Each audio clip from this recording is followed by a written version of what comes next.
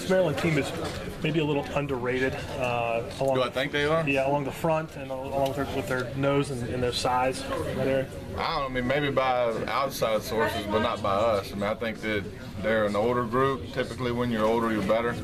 I think they're physical, especially the guys that put their hand on the ground. I think they're extremely physical. I mean, I don't think they're underrated at all by us viewing it. I mean, maybe from the outside, but I don't know what that viewpoint is anyway, so I couldn't tell you. Shannon, one thing Dana mentioned that you feel like you need to work on the offense is getting more explosive plays, particularly for touchdowns. What have you seen, and how do you feel like you need to go about working with the kids, blocking, and just being able to get that? Yeah, I mean, I do think blocking down the field in run game is going to help that.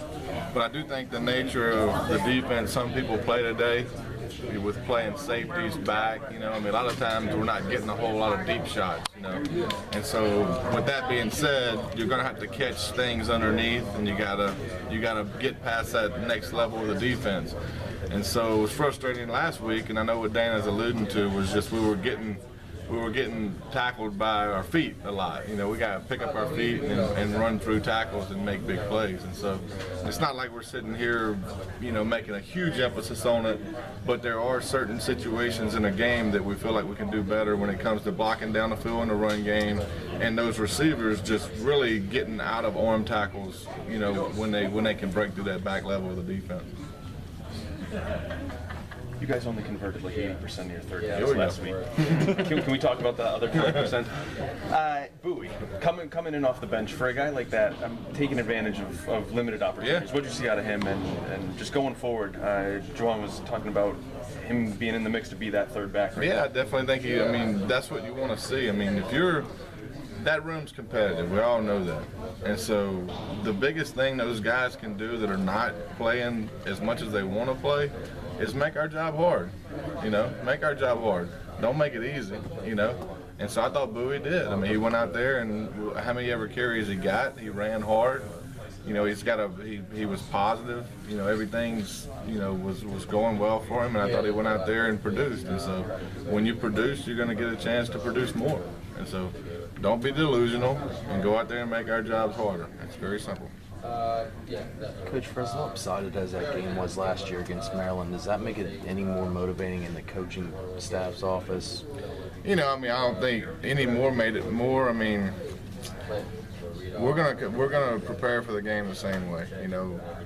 Do we know in the back of our mind that we got our ass whipped last year? Yes. Do we know the score? Yes. So I mean, but every year is a different year. It really is. I feel like we're a different team this year.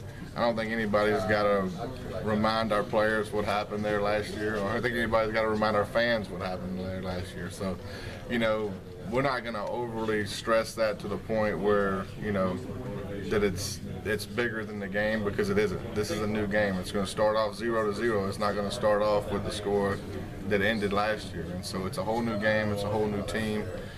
So I mean, typically as coaches go, we try to prepare the same way every week, and so it's been no different this week.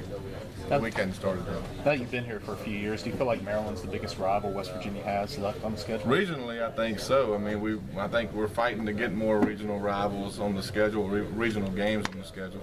But as far as the one that's been consistent for the most years regionally, I think it definitely is. Dana mentioned today that Williams is the number 2 guy. Yeah. How do you see him evolving in this offense and the way you guys can use him? Yeah, I don't know. That's a good question. I mean, I think when he goes on the field, you can see that he brings a different element to the game. And so, I mean, there's always parts of every player that you got to improve. And so he's nowhere near a finished product yet. I mean, he's raw in a lot of areas, but mentally and physically, competing-wise, I mean, he's what you want. And so, I mean, that decision was made to play him and try to redshirt Paul, which I think was a good one, and it was the right decision, no doubt. And so we're just going to keep giving him reps and see what he can do. I mean, we're going to, with the difference in what he brings to the game versus other quarterbacks, there's always going to be packages that we can use for him.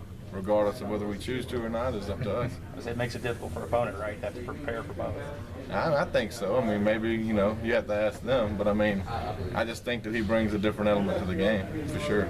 Is there any more of a pull to try to get him to see some more action this week before Big 12 play kicks off? No, not really. I mean, that doesn't factor into the, into our minds. I mean, there's no quarterback competition, put it that way. I mean, we got a kid that's playing extremely good, and then we got a young kid that's extremely talented and's got a bright future, and that's the way we view it. We're going to continue giving Crest reps, and if it gets to the point where we got to put him in the game, then we better have a package of plays that he can produce. How did Clint grade out? I mean, statistically looked great. It was good. It was, I think, right at 90%. It was. I don't remember all the negative plays, but I mean, there was a few. I remember one throw he threw a little late, on third down, and there was a couple of things that he did that, you're not going to have a perfect game by any stretch. I'm not going to allow that anyway, and so. But I mean, there's always room to improve. He's playing at a high level, no doubt. Everybody can see it. He needs to continue to take care of the ball, which is probably the best thing that he's done so far. I mean, the turnovers are really, really low right now, which is, if we can continue doing that, and I think Gibby and those guys on the other side of the ball are swarming around, playing good. If we don't give them a short field, any opponent, then we have a chance to win. And I think that's going to be crucial week in and week out. He hasn't even had a pass that should have been intercepted or. No, he takes care of the ball. I mean, he's a very cerebral player when it comes to that. I mean, he probably understands the opponent's defense as much or more than any quarterback I've had going into the game.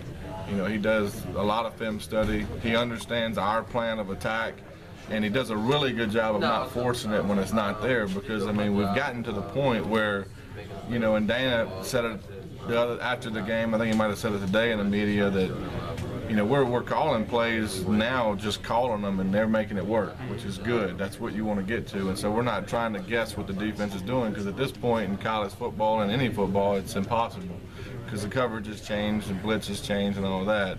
And so it's good to see bad plays getting caught in the bad looks and him just going through the progression and putting the ball in play. And so that's probably the biggest thing he's doing good. Shannon, Maryland returned 7 guys on defense this year. Can you speak to some of the challenges the offense is going to have against that defense? Yeah, I mean, again, I think their scheme's really good. I think Brian does a good job.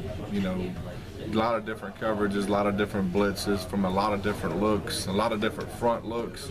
And so, I mean, I think the scheme is really, really good. And then, you have older players running that scheme, which everybody understands that they typically play a little better than younger players. And so I do think that their front, the guys that put their hand on the ground are extremely physical guys. They get up the field and they rush the passer pretty good.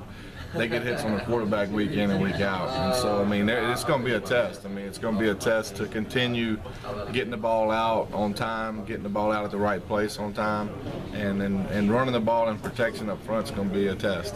All those multiple looks going to make it harder on Clint to read the defense?